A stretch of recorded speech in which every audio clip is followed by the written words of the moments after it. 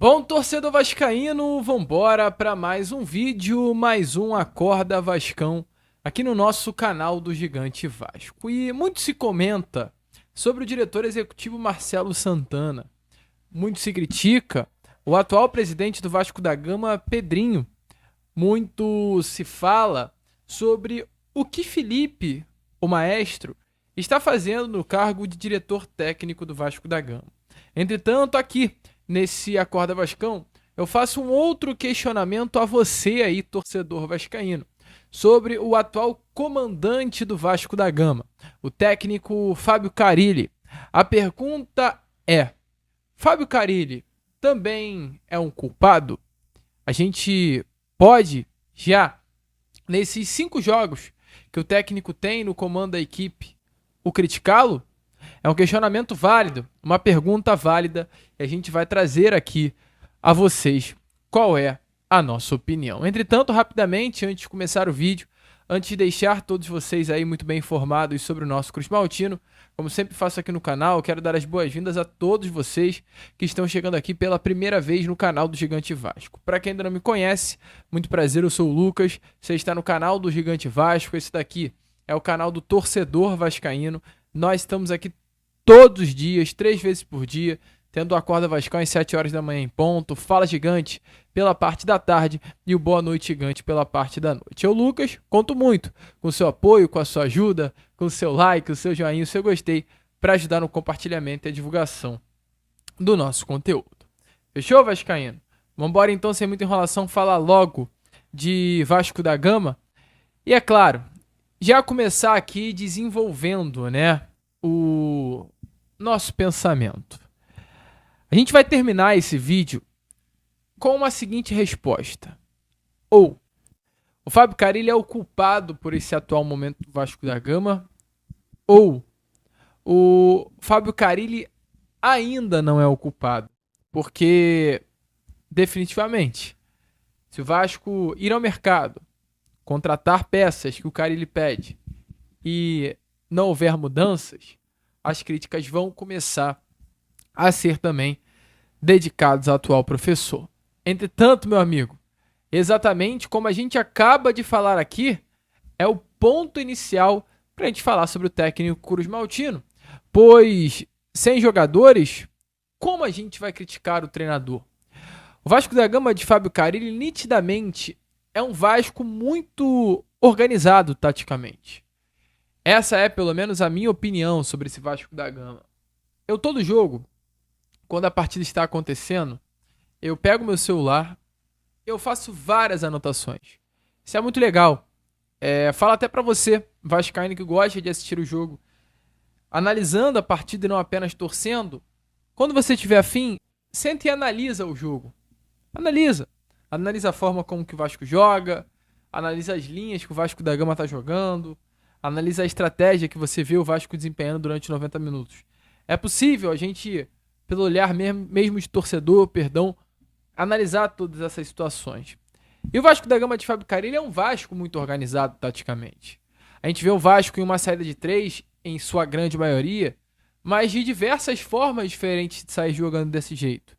Às vezes o Jair é o atleta que fica mais atrás nessa linha de saída de bola, tendo o primeiro passe, o João Vitor abrindo pelo lado direito, o Lucas Oliveira abrindo pelo lado esquerdo, às vezes muda, né? Às vezes é o Lucas Oliveira que vai puxar essa bola, o João Vitor abre pelo lado direito e é o Piton que abre pelo lado esquerdo do campo.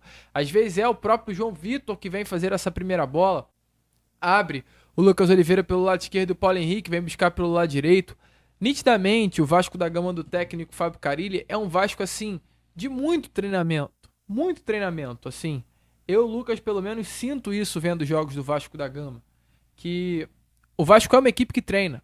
O Vasco é uma equipe que tem movimentos muito coordenados, perdão.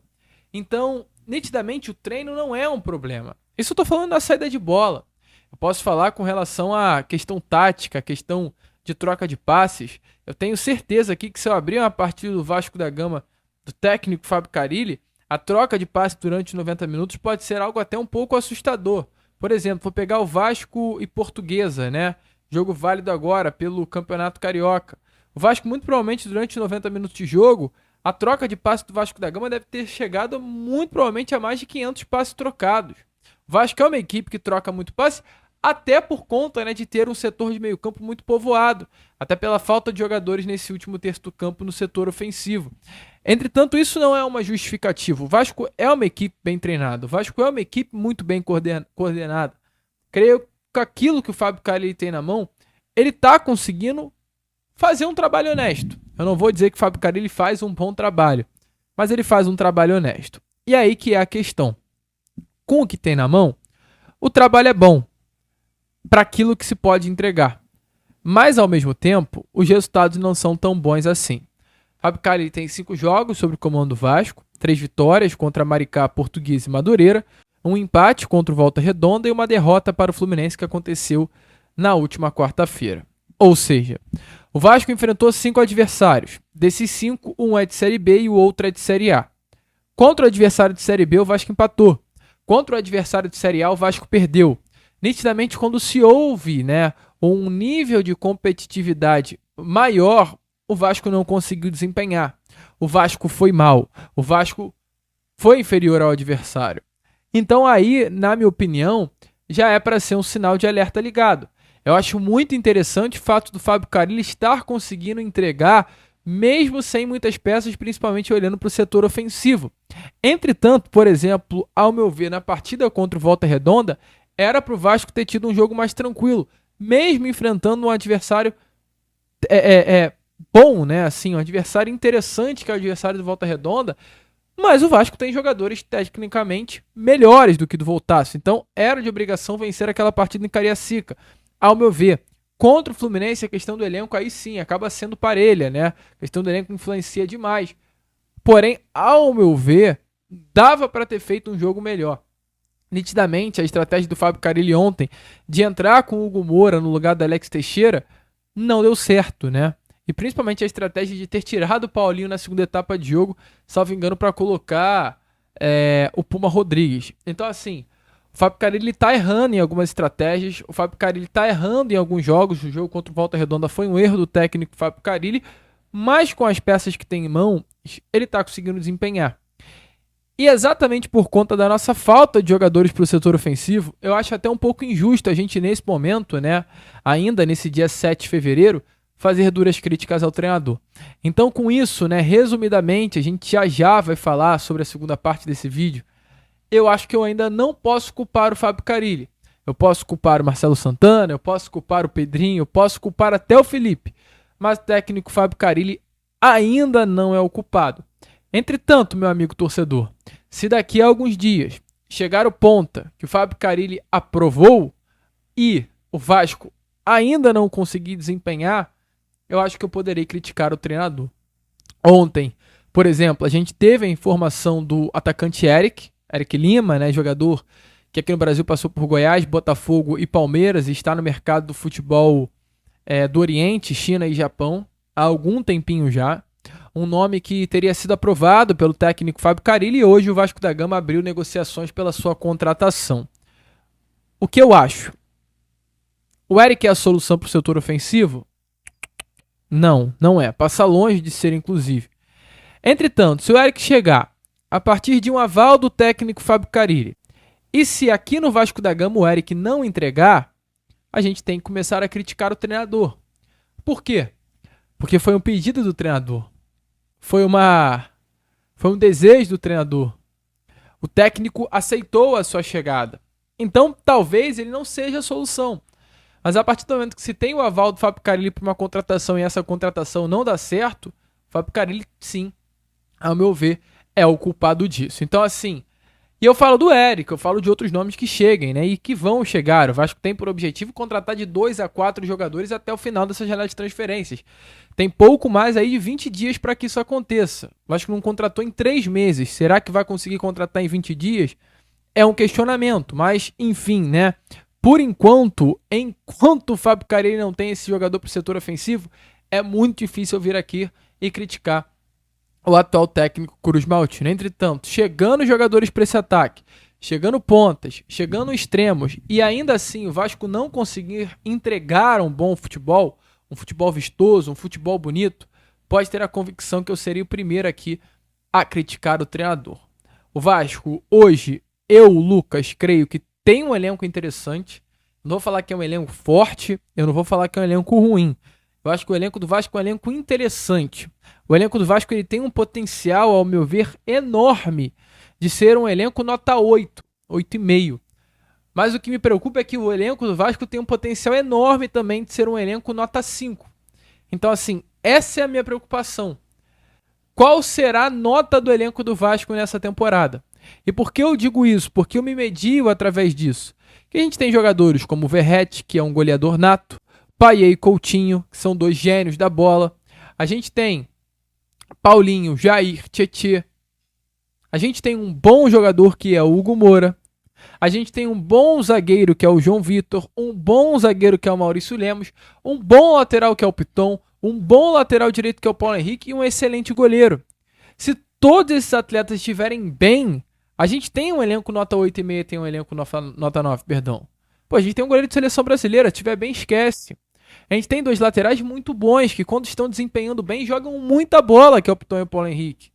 A gente tem o Maurício Lemos, que é um jogador de seleção do Uruguai, jogador de Copa do Mundo, que se estiver bem, apto, assim como esteve na temporada de 23 do Atlético, a gente terá um dos melhores zagueiros do futebol brasileiro no nosso elenco. Entretanto, como será que estará o Maurício Lemos? A gente tem o João Vitor, que se estiver bem também, vai entregar muito.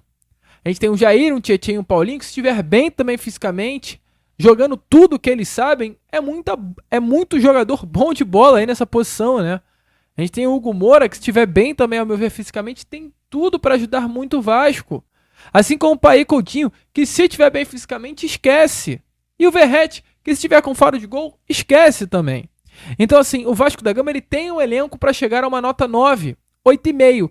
Mas esses caras também têm um potencial gigantesco para não entregar. Então é tudo muito preocupante. E toda essa carga está sim em cima do técnico Fábio Carille. Vai depender dele. O quanto ele vai conseguir extrair desse elenco. O quanto ele vai conseguir tirar de cada jogador. E é claro, o quanto também o Vasco vai conseguir entregar para ele de mais jogadores à disposição. Ontem eu dei uma olhada, né, no banco de reservas do Vasco, gente. Definitivamente era assustador. E só para fechar aqui essa parte do vídeo, eu acho que ela reflete muito bem a nossa posição de que Fábio Carille não é o culpado em nada, né? O banco do Vasco tinha o goleiro Daniel Fusato, o lateral Vitor Luiz e Puma Rodrigues, os laterais, o zagueiro Lucas Freitas e Souza, os meias Matheus Carvalho, Hugo Moura, Jean Davi Menezes, Maxime Domingues, Lucas Zucarelli e Payet, e o único atacante, aliás, os dois únicos atacantes do elenco, Bruno Lopes e Alex Teixeira. O Vasco precisava fazer gols, tinha como opção para o seu setor ofensivo Bruno Lopes e Alex Teixeira. Com todo o respeito do mundo a ambos os atletas, mas são jogadores que hoje não conseguem mudar absolutamente nada. Então, assim, nitidamente o problema não é do Fábio Carille. Pode vir a ser? Sim. Entretanto, hoje, dia 7 de fevereiro, nessa manhã de sexta-feira, o problema passa longe de ser do nosso atual treinador. Concorda com isso? Deixe a sua opinião aí nos comentários. Amigo torcedor vascaíno, eu tô parando o vídeo aqui rapidamente para pedir um favorzaço a você, tá, vascaíno? É rápido. O negócio é o seguinte, o nosso canal está sendo, enxugado pelo YouTube. O YouTube não está divulgando muito o nosso trabalho. Então eu peço especialmente a você que curte o nosso conteúdo, que já está aqui no nosso canal há muito tempo, para nesse momento deixar o seu like, pois é o seu like que compartilha os nossos vídeos. Então faz o seguinte, para tudo que você está fazendo agora, vem aqui embaixo e clique nesse botãozinho do joinha. É rápido, é fácil e ajuda muito o nosso crescimento. Aí outra, além disso, se inscreva no canal, tá? Você que está aqui já frequentemente, curtindo o nosso conteúdo, gostando dos nossos vídeos e ainda não é inscrito, não deixe de se inscrever. A gente conta muito com você para fazer com que o nosso canal cresça cada vez mais aqui no YouTube. Show? E agora, curta o vídeo, que ainda tem muita novidade e informação. Meu amigo torcedor vascaíno, e falando em culpado aqui com vocês, talvez a gente possa culpar o técnico Fábio Carille por apenas uma situação, que é a situação envolvendo o Manuel Capasso, né? Ou o Fábio Carille, ou o presidente Pedrinho, ou o diretor técnico Felipe. A gente ainda vai descobrir quem é de fato o grande culpado por esse atacante argentino não estar jogando. Porque a gente trouxe aqui, o Manuel Capasso era um atleta que ele não estava entrando em campo por conta de um problema que ele teve na sua regularização, né? O atleta ele não estava regularizado para jogar com a camisa do Vasco da Gama no Campeonato Carioca por uma negociação que acabou acontecendo e não finalizou. E aí ele teve problemas nos seus documentos. Entretanto, a informação ontem é que o Manuel Capasso ele foi regularizado na FERJ e na CBF, ou seja, ele já está no BID da CBF e no BIRA da FERJ, né? Essa regularização aconteceu no último dia 3 de fevereiro. O que isso quer dizer? O Manuel Capasso antes não estava, agora está regularizado a vestir a camisa do Vasco da Gama. O Manuel Capasso hoje pode vestir a camisa do Vasco da Gama. Então, diante disso, meu amigo torcedor vascaíno, a partir desse próximo final de semana, a partir desse próximo jogo do Vasco da Gama contra a equipe do Sampaio Corrêa, o Manuel Capasso está apto a vestir a camisa do Vasco da Gama. Ele não estava apto, agora está apto. Agora Manuel Capasso pode jogar. Agora Manuel Capasso pode vestir a camisa do nosso Cruz Maltino. E aí me desculpe, com todo respeito, cabe ao técnico Fábio Carille utilizá-lo. Várias entrevistas ele está sendo perguntado sobre Capasso, ele foge nitidamente da resposta. Diz que está sendo analisado. Eu creio que desde o início de janeiro, ontem, se completou exatamente um mês da representação, o Fábio Carille já teve tempo suficiente para analisar o zagueiro argentino. Acho que chegou a hora de sair do campo da análise e entrar no campo do teste. Bota o zagueiro para jogar. Bota o zagueiro para jogar. Diz um ditado que a voz do povo é a voz de Deus. Eu não acredito muito nesse ditado não, porque a voz de Deus é única, é uma voz única, né? É uma só. Entretanto, indo no bolo desse ditado, eu creio que a voz do povo ela tem uma certa razão em determinados momentos. Então, ao senhor Fábio Carille, escute a voz do povo. Escute a voz do torcedor vascaíno. Bota o Capasso para esse sistema defensivo do Vasco.